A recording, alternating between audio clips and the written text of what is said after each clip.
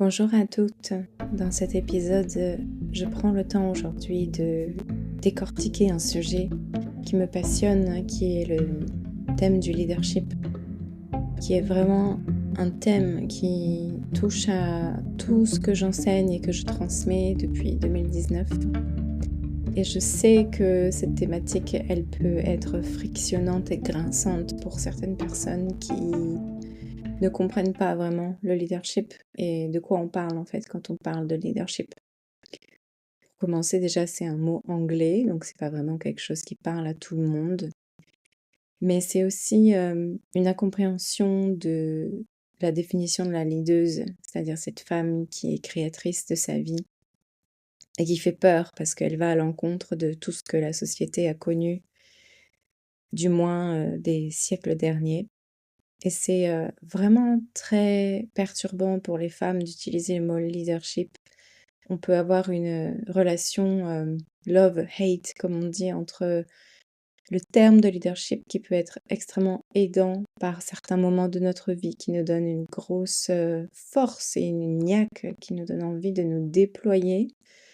Et en même temps, on peut avoir un espace de réticence et de résistance à utiliser le mot leadership parce que c'est un mot qui fait peur et qui parle de la femme dans son masculin extrême et qui on vient presque à dépasser l'homme. Et je pense que c'est ça qui dérange profondément les femmes.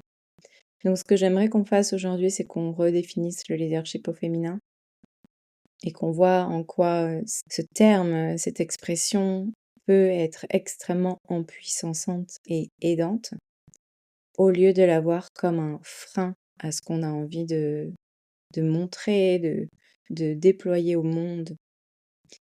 Et puis, la première chose que j'ai envie d'amener dans cet épisode sur le leadership, c'est l'incarnation du leadership. C'est-à-dire comment moi, dans ma vie de tous les jours, j'incarne cette femme leaduse, cette femme qui se déploie à sa manière dans tous ses dons, tous ses atouts, dans son rayonnement. Et qu'est-ce qui fait qu'à chaque fois qu'elle fait un pas de plus vers la lumière et vers l'expansion, elle peut se faire rattraper par ses anciens démons. Et c'est justement le mot leadership qui va l'aider à casser à travers ce voile, ce plafond de verre qui l'empêche de se réaliser pleinement. Donc la femme qui est entrepreneuse, la femme qui est libre, la femme qui est sortie du système, la femme qui crée sa propre liberté financière et géographique. En fait, sa grande envie, c'est de guider sa vie, de mener sa vie avec son cœur, avec sa passion, et qu'elle atteigne un certain degré de liberté pour ensuite aider les autres à atteindre ce niveau de liberté. Donc c'est pas une femme qui est forcément égoïste, qui veut se libérer des chaînes de la société que pour elle et vivre sur son île déserte, mais c'est une femme du monde. C'est-à-dire c'est une femme qui veut se déplacer dans le monde et pénétrer le monde d'aujourd'hui, la matrice enlisante d'aujourd'hui, elle veut y aller parce qu'elle sait qu'elle est incarnée dans son leadership, donc elle ne risque rien. Elle ne risque rien à se faire reprendre ou rattraper par l'ancien puisqu'elle sait qu'elle est profondément incarnée. Donc être incarnée, qu'est-ce que ça veut dire? Ça veut dire que mes valeurs physiques et qui je suis dans la vie de tous les jours, dans mon quotidien, reflètent exactement les valeurs que je porte dans mon cœur. Et il n'y a aucune différence ou distinction ou friction entre celle que je dis que je suis et celle que j'incarne. Évidemment, c'est un idéal à atteindre d'incarner totalement sa leaduse. On est d'accord qu'on est des êtres imparfaits, qu'on apprend sur ce chemin d'entrepreneuriat qui est un vrai chemin d'éveil. Et donc, ce qui me passionne aujourd'hui de vous amener dans cet épisode, c'est de trouver tous les détails, les petits aspects de la leaduse qui font qu'elle arrête de se mentir à elle-même et d'être malhonnête avec son entourage à quelques millimètres près et qu'elle reste bien ancrée dans son service d'incarnation parce qu'elle est dans cette embodiment, comme on dit en anglais, c'est-à-dire cette science d'incarner pleinement ses valeurs dans ses actions de tous les jours. Et évidemment, à partir du moment où la leaduse, elle déclare qu'elle a envie d'être cette femme lumineuse et cette femme aidante et cette femme leaduse, l'univers va lui envoyer des tests. Alors, est-ce que c'est l'univers ou est-ce que c'est elle-même, en fait, à un niveau d'âme? C'est son higher self, c'est son soi supérieur qui lui envoie des tests pour voir si elle peut incarner ce leadership dans chaque moment de sa vie. Donc moi, ce qui m'aide beaucoup et que je donne beaucoup dans mes accompagnements de groupe et même individuels, c'est cette notion d'intégration du leadership au fur et à mesure de notre vie, c'est-à-dire cette notion de clarté sur à quoi ressemble ma leaduse dans ma vie de tous les jours, comment elle se comporte avec des gens qu'elle n'a jamais rencontrés, avec la boulangère, avec un employé, avec un voisin, avec n'importe qui en fait, comment elle se comporte cette personne, est-ce qu'elle traite ces gens-là de la même manière? Et on voit très rapidement les masques des faux leaders tomber quand on regarde qui sont les gens quand on ne les regarde pas et quand ils vivent seuls et quand ils agissent seuls. Et ce degré d'honnêteté qu'on a avec soi-même et qu'on peut avoir envers soi-même, on peut aussi de la même manière avoir le même degré d'abandon envers soi-même. Donc vous l'aurez compris, en fait, une leaduse, c'est une femme qui s'aime vraiment et qui fait pas semblant. Et quand elle fait pas semblant dans sa vie de tous les jours, ça se transparaît et ça transperce évidemment à travers son service. C'est-à-dire dans tout ce qu'elle va donner au monde, dans tout ce qu'elle va servir et offrir, on va sentir aussi son leadership. Donc cette notion que j'utilise personnellement et professionnellement dans ma vie, je la transmets aussi dans mes accompagnements et je parle souvent d'oracle intérieur. Donc qu'est-ce que c'est l'oracle intérieur de la leaduse? C'est cette voix intuitive, c'est ce cœur qui parle malgré les vents, les marées, les dictates, la société, le patriarcat, tout ce qui va à l'encontre de la leaduse. C'est elle qui va tracer sa route à travers son oracle intérieur. Donc c'est un compas en fait qu'elle aiguise en elle, qu'elle apprend à muscler régulièrement à force de pratique, à force de méditation, à force de prière, à force de cultiver ses foi. Et elle apprend lentement et doucement et sûrement à affirmer ce rôle et à convaincre son entourage et son univers que chaque chose qu'elle met en place dans sa vie est alignée avec son cœur. Et pour convaincre les autres, il faut d'abord qu'elle se convainque elle-même. Donc ce niveau d'intégrité et d'éthique, il est lié au leadership. En fait, le leadership, on parle d'un leadership du cœur, c'est-à-dire je mène ma vie avec mon cœur, donc je mène aussi ma business avec mon cœur. Les aspects égotiques de manipulation, de vente, de détournement, de corruption, de malhonnêteté peuvent être récompensés dans la vie malheureusement par beaucoup d'abondance, on l'a vu, hein, c'est pas toujours les gens les plus honnêtes qui réussissent. Mais la leaduse, en fait, elle a une autre manière de définir le succès. C'est-à-dire que pour elle, le succès n'est pas la même chose que ce que va être le succès pour quelqu'un qui est dans son ego et qui va faire de sa manière dans son ego. C'est-à-dire que son capital de leadership à cette femme, il va pas se mesurer avec son argent, ni avec le nombre de clients qu'elle a, et elle va certainement pas crier sur les toits combien d'argent elle a fait en quelques jours. Mais ce qu'elle va faire, c'est intégrer ce leadership dans le service, dans l'offre qu'elle propose comme étant sa plus belle création. Et cette manière de voir sa business, c'est-à-dire son service, sa création, ce qu'elle donne au monde, c'est là que le leadership s'incarne. C'est-à-dire que on peut ne pas bien connaître cette femme, on peut ne pas bien la comprendre, mais ce qu'on comprend très très bien, c'est ce qu'elle donne au monde. Et ça, c'est du leadership incarné. C'est-à-dire, je n'ai pas besoin de savoir cette leaduse, puisque ce qui m'intéresse, en fait, c'est ce qu'elle offre au monde.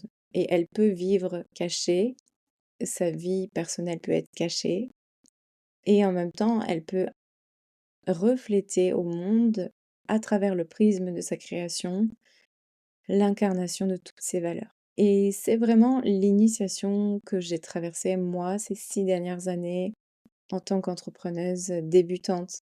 Je n'avais aucun sponsor, aucun apport, aucune aide et je suis même partie avec des points en moins, vous voyez, parce que j'ai été vraiment, déclenchée sur plein d'aspects personnels au moment où je me lançais aussi dans mon entrepreneuriat, donc j'ai pas du tout été aidée. Et c'est ma passion et ma mission aujourd'hui dans cet épisode de vous délivrer certains de ces outils. C'est de voir que ce n'est pas parce qu'on nous met des bâtons dans les roues et qu'on est initié et qu'on est mis à genoux qu'on doit forcément s'arrêter de continuer à créer la beauté de nos créations, évidemment. Parce que c'est dans ces moments-là que on arrive à sculpter, comme on dit en anglais, à carver, c'est-à-dire tailler dans la roche cette identité de leaduse qu'on a envie d'être pour le monde. Et attention, quand je parle de leadership, je ne parle pas de nombre. Je pense que c'est très important de vous poser aujourd'hui et d'écrire sur votre carnet qu'est-ce que c'est en fait pour moi le succès, la vision d'une famille, la vision de toucher les cœurs, la contribution à un certain niveau, l'accompagnement de gens qui sont dans le besoin, le soutien à la nature, bref, tout ce qui va toucher en plein cœur la leaduse, ça va toucher le monde aussi en plein cœur. Et la raison pour laquelle l'abondance financière vient ensuite, c'est parce qu'on est en plein cœur de l'alignement de ce service-là. L'argent est un collatéral en fait, c'est quelque chose qui vient en séparer, j'ai envie de dire en cerise sur le gâteau, de cet alignement du cœur et du leadership. Donc s'il y a bien une priorité à avoir quand on se lance dans l'entrepreneuriat et quand on veut devenir une leaduse de sa vie, une leaduse pour les autres, c'est certainement pas de compter le nombre de followers qu'on a ou le nombre de gens qui sont d'accord avec notre leadership de manière égotique du coup, mais c'est de se concentrer sur combien de personnes j'ai réussi à aider ce dernier mois, cette dernière année, et quels sont les profonds résultats qui ont pris place dans leur vie. Qu'est-ce qui s'est vraiment passé dans leur vie pour que ces gens-là bénéficient de mon offre? Et j'ai envie de dire ad vitam aeternam. Donc là, on touche à un thème qui est très important dans mon travail et que je transmets énormément dans mes accompagnements, dans les groupes, dans tout ce que je crée, dans les académies, dans les écoles, dans les maisons. Ce sont des aides à comprendre ces femmes, qu'est-ce qu'elles vont léguer comme trace, qu'est-ce qu'elles vont laisser derrière elles, quel est leur legacy. Donc ça, c'est un concept brûlant et saillant dans mon service. C'est ce qui m'obsède le plus, c'est ce qu'une femme veut dédier, en fait, sa dévotion, tout ce qu'elle va donner, elle le fait pour que il y ait une action pérenne ou quelque chose qui reste pour la vie chez l'autre ou dans la nature ou dans ce qu'elle a décidé d'accompagner. Donc cet accompagnement, en fait, il bénéficie à l'autre pour la vie. Et c'est vraiment ça que j'ai envie de transmettre aujourd'hui, c'est ma legacy. Ça peut être un podcast, ça peut être une main tendue dans la rue, ça peut être évidemment une pièce d'art que je vais laisser derrière moi, mais ça peut aussi être un passage, une expérience qui fait que on n'oublie jamais. Et je suis sûre que vous pouvez vous remémorer d'une personne dans votre vie qui par le passé, peut-être il y a 5 ans, il y a 10 ans, il y a 20 ans, il y a 30 ans, vous a dit quelque chose qui a ouvert votre conscience et que vous n'avez plus jamais oublié. Que ce soit autant quelque chose de négatif ou de positif, c'est quelque chose qui vous a marqué. Donc oui, quelque part, il y a de la legacy dans le trauma, si on arrive à bien le lire et à bien l'alchimiser, évidemment. Il y a des nuances à ce que je dis, mais dans quelque chose de traumatique, on a une legacy. Et dans une expérience très positive aussi, une grande prise de conscience, un grand moment de grâce, on a aussi une legacy. Donc la legacy en anglais, c'est le mot héritage. Et la legacy, c'est ce que je travaille et que je sculpte avec vous et que je muscle avec vous dans les maisons. Donc dans ce que j'offre et ce que je propose, c'est de voir en fait que la legacy, c'est pas forcément la montagne de l'Himalaya que j'ai gravie à la fin de ma vie, l'accomplissement, le livre, le film hollywoodien. Mais ça peut être aussi la simplicité de mon héritage ici et maintenant, dans ce que je laisse à la nature, dans mon potager, dans la manière dont j'éduque mes enfants, dans cette douceur d'être avec mon couple. Voilà, ça peut être la legacy, quelque chose de très doux, de très évident, de très simple. Mais les gens qui sont en course après le bonheur, c'est des gens qui tournent autour de leur legacy, qui n'ont pas compris en fait où était la grâce, où était la legacy. Et la leaduse, elle agit. Chaque action de sa vie est dirigée et menée en fonction de sa legacy, en fonction de sa foi évidemment, et en fonction de ce qu'elle a envie de léguer derrière elle et de laisser derrière elle. Non pas pour qu'on se rappelle d'elle quand elle est partie, mais pour que le monde s'inspire et devienne meilleur et se tisse dans un nouveau paradigme, dans une nouvelle terre à travers ce qu'elle a légué. Et ça, c'est la legacy. Donc, si vous êtes intéressé, évidemment, pour plonger dans cette thématique, vous pouvez me contacter sur mon site internet camillesolesi.com et on peut voir aussi quels parcours sont nécessaires à développer la legacy. Je travaille en groupe et en individuel aussi. Et ce qui est intéressant aussi, c'est d'aller plonger dans la définition de la legacy comme étant un accompagnement du leadership. C'est-à-dire une fois qu'on a la direction de sa legacy, et qu'on sait où est-ce qu'on va, c'est beaucoup plus facile d'être une entrepreneuse. En fait, c'est vraiment ça, c'est la charrue avant les bœufs, c'est comment j'arrive à décortiquer au fur et à mesure la direction de ma legacy qui va me tracer et me dérouler le tapis tout simplement de mon entrepreneuriat. Et ça, c'est la vision dronique de la reine que j'aborde évidemment dans mes programmes. Et cette vision dronique, c'est prendre un recul et prendre le problème de l'autre côté. On va dire, je vais de l'autre côté de la vision, je vais sur mon lit de mort pour dérouler tout ce que j'ai réalisé à l'inverse dans ma vie. Et je pense que le coaching et l'accompagnement, le mentoring que je donne, c'est un constant va-et-vient entre ce lit de mort et ce moment de grâce d'ici et maintenant. Et qu'est-ce qui reste entre les deux? Qu'est-ce qui se dessine? Qu'est-ce qui se fuse? Qu'est-ce qui se frictionne? Qu'est-ce qui se dessine entre les deux? Et c'est ça qui me passionne pour la femme et pour ma vie à moi aussi. Ça me passionne de voir que je sais où est ma legacy, je sais où elle sera, je sais ce qu'elle sera, même si je sais pas le comment. Et aujourd'hui, maintenant, quel est le pas que je peux faire pour m'approcher de plus en plus de ma legacy? Et c'est là qu'il est le leadership en fait. C'est une leaduse, elle n'a pas le temps de se retourner, de faire des révérences, de faire des fioritures. En fait, la leaduse, elle trace. Et c'est cette vision-là d'Athéna, hein, qui est vraiment la masculine sacrée, et en même temps, elle trace dans son féminin. C'est-à-dire une reine du féminin, une reine du yin. Ça, ce sont des principes qu'on voit évidemment dans mes mentorings. C'est comment je m'amène à cet état de grâce du féminin tout en étant sur mon autoroute de legacy. Et c'est ça le leadership en fait, c'est ce constant équilibre entre le masculin et le féminin de la leaduse qui sait que quelque part, tout ce qu'elle a apporté au monde peut être soit un coup d'accélérateur du masculin ou une caresse du féminin. Et de ces deux ensembles, alors elle peut être leaduse non pas que de son business mais aussi de sa famille, leaduse dans son couple, leaduse de sa sexualité, leaduse de son identité, leaduse de sa guérison et de sa réalisation évidemment. Donc j'aime beaucoup détailler avec vous de manière intuitive. Aujourd'hui, je n'ai aucune note, je n'ai rien préparé, je canalise simplement sur ce thème du leadership qui me passionne évidemment. On pourrait en parler encore pendant des heures. Mais ce que j'avais envie de vous donner aujourd'hui, c'est un échantillon en fait de qu'est-ce que c'est le leadership, qu'est-ce que c'est la legacy.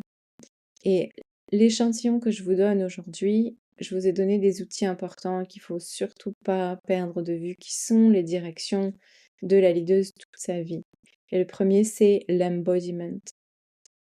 C'est-à-dire que la leaduse, elle incarne dans son quotidien tous les jours, dans ses cellules, avec elle-même, pour elle-même, même quand personne ne la regarde, même quand le monde s'est écroulé, même quand sa vie euh, ne va pas bien. En fait, elle continue à intégrer ses valeurs dans ses cellules, à l'incarner dans ses mots, ses paroles, ses actions, qui reflètent son cœur.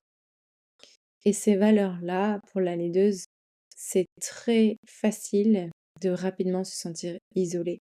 C'est-à-dire que cette croyance que c'est lonely at the top, comme on dit que je vais m'ennuyer si je suis seule tout en haut de la montagne, c'est qu'une croyance. En fait, c'est ça que j'ai envie de dire. C'est que la leaduse, si elle décide d'être entourée et d'être accompagnée sur son parcours, elle peut l'être en fait. Elle peut trouver des gens qui, comme elle, sont dans ce leadership aiguisé, cette exigence, cette élite qu'elle se réserve pour elle. Évidemment, c'est une vie qu'elle veut mener, mais évidemment que les passages, évidemment, les moments où elle a dû traverser des épreuves qui font qu'elle est là où elle est aujourd'hui et qu'elle continuera toujours d'être sur ce chemin du leadership, ont été extrêmement isolés. Donc, elle a pu se sentir complètement seule à certains moments de sa vie, des nuits noires de l'âme, des doutes, des remises en question, des moments où elle s'est fait copier, des moments où elle s'est fait endetter, des moments où elle a été vraiment pressée sous la machine du diamant, comme je dis, pour devenir cet or noir, ce pétrole en fait qui donne moteur ensuite à sa vision. Donc ça, tout ça, ce sont des concepts évidemment qu'on voit dans mes programmes et dans les maisons. Ce que j'ai vraiment envie de vous transmettre aujourd'hui, c'est la leaduse isolée, oui, un temps, mais au bout d'un moment, c'est pour créer un conseil et une table ronde avec d'autres leaders. Et croyez-moi, il y en a énormément. Donc c'est vraiment confiance que ce leadership-là, il va vous amener à votre famille, en fait. Votre famille d'âme, votre famille de leaders. Et qu'il y a autant les gens qui sont là sur le chemin pour nous accompagner pour une saison, mais il y a aussi ces gens-là qui nous attendent au bout. Et c'est pas au bout quand c'est terminé, quand voilà, je suis enfin assise dans mon trône et je n'ai plus rien à faire et tout est acquis. Loin de là, ce sera jamais vraiment comme ça, je pense. Mais c'est tomber amoureuse du process, du leadership à un certain niveau d'intégrité avec soi-même et d'éthique avec soi-même. Et c'est dans cette éthique-là qu'on s'y retrouve, c'est-à-dire dans les amitiés qu'on crée, dans les relations qu'on crée, dans les couples qu'on veut créer, dans les familles qu'on veut composer. À chaque fois, en fait, la leaduse, en fait, elle a compris qu'elle était bâtisseuse. Elle bâtit un empire. Donc évidemment que c'est loin d'être facile, même si j'aimerais beaucoup avoir la croyance que c'est facile d'être leaduse. Ce n'est pas mon expérience de vie, donc je ne vais pas vous mentir. Mais en même temps, est-ce qu'on peut ramener de la douceur et de la fluidité sur ce parcours de l'entrepreneuse?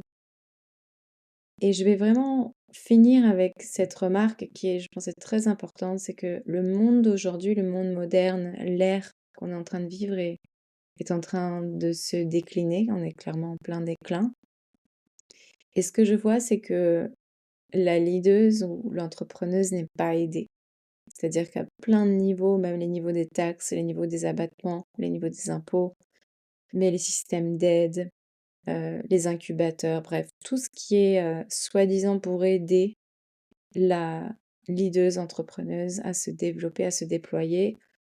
En général, il y a toujours quelque chose à payer en échange et c'est pas que financier. C'est-à-dire le coût de l'âme est très très cher pour décourager les gens de rentrer sur ce chemin-là d'entrepreneuriat.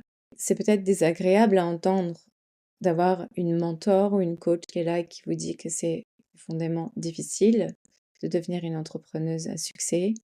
Et en même temps, ce serait vous mentir que de vous dire que ce sont des étapes dans cette vie, dans ce monde moderne, qui sont facilitées.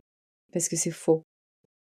On ne m'a mis que des bâtons dans les roues à chaque fois, surtout quand je veux incarner la lumière, quand j'ai de grandes visions, que j'ai une grande ambition. Et cette ambition, elle est jugée en France. Et si j'ai pu me réaliser celle que je suis aujourd'hui dans le déploiement de mon cœur et que mes créations ressemblent tellement à la Camille incarnée, c'est en partie parce que je me suis inspirée d'Australiens, d'Américains, d'anglophones, en général de ces États, de ces pays qui ont compris que le leadership était la voie du futur, la voie de la nouvelle terre, comme on l'appelle. Et ce sont ces leaders incarnés que j'ai rencontrés petit à petit dans des festivals, dans des voyages, sur d'autres terres évidemment que la France. Et j'en ai rencontré aussi en France et j'ai commencé à me faire mentir moi-même et à me surprendre, à voir que, ok, en fait, il y a aussi des femmes comme ça en France. Mais elles sont aussi des muses internationales, des femmes qui ont traversé l'enfer, des roses qui ont taillé leur personnalité dans la boue. Évidemment que ça a été loin d'être facile et malheureusement pour l'instant on est en minorité. Donc c'est ça que j'ai envie de vous transmettre aujourd'hui, c'est j'espère que cette transmission vous permet l'activation de votre propre leadership, de votre propre oracle et d'accepter que ce chemin, s'il n'est pas facile, pour moi, il n'y a pas d'autre chemin. En fait, on ne peut pas vraiment retourner en arrière une fois qu'on a vu ce qu'on a vu et qu'on sait ce qu'on sait. C'est très difficile de retourner à cet ancien système qui nous a donné une illusion de sécurité, mais qui en réalité nous empêche de nous réaliser pleinement dans notre yin, dans notre féminin et dans notre création et dans notre succès. Donc mon invitation pour vous aujourd'hui, c'est à écrire votre définition du succès et vraiment à ne pas la copier sur quelqu'un d'autre.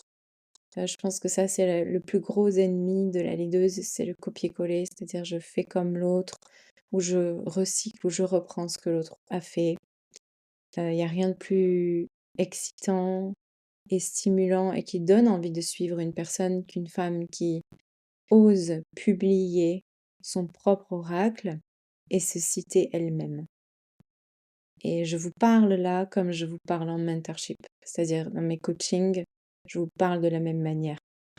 C'est ce niveau-là de radicalité, de changement de perception, de profondeur, d'accompagnement laser que je donne et que je transmets et qui permet une vraie incarnation de son leadership.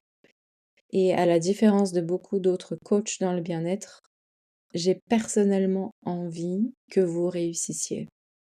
Ce qui me met profondément en joie, c'est de voir des femmes réussir. Vraiment.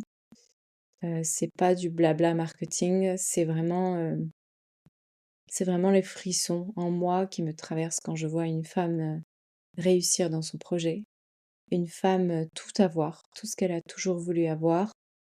Et j'ai même eu des clientes, des personnes qui m'ont fait confiance, qui avaient tout avant que moi j'ai tout. Et au moment où je vous parle aujourd'hui, j'enregistre ce podcast, je suis loin d'avoir tout. C'est-à-dire que les visions globales du succès, pour moi, c'est dans le et. C'est-à-dire, j'ai l'amour et l'argent. J'ai le succès et la famille. Et dans ce et, pour moi, il y avait d'impossible et d'irréalisable. Et en même temps, pour moi, là-dedans, il y a l'inévitable. C'est-à-dire que toute ma mission d'âme, elle est dans ce trait d'union, dans ce et, dans l'amour et la legacy, dans l'entrepreneuriat et la famille, et dans cette possibilité d'incarner les deux. Et pour moi, c'est ça la définition du succès, c'est ma définition à moi du succès, mais c'est aussi ce que j'arrive à voir chez d'autres clientes qui ont ça avant moi, c'est-à-dire des femmes qui ont l'argent et la famille, et qui me montrent que c'est possible. Donc, mes clientes sont mes leaders. Et ce n'est pas moi qui suis au-dessus d'elle et qui suis en hiérarchie supérieure à elle parce que je suis dans une position de coaching. C'est elles qui m'apprennent tout autant. Et c'est ça ma vision des maisons et des programmes que je donne, c'est qu'on est toutes des leaders les unes pour les autres. Et c'est ça la nouvelle terre. Et c'est ça qui n'a pas été compris dans le monde d'aujourd'hui par beaucoup de gens, par la majorité des gens. Et c'est ça qui est notre responsabilité à nous qui écoutons ce podcast et qui participons à cette conversation, c'est comment je peux de plus en plus transmettre la puissance du leadership, qui n'est pas une hiérarchie, mais qui est une table ronde et qui va incarner le changement pour le monde et pour nos enfants et pour les nouveaux ancêtres.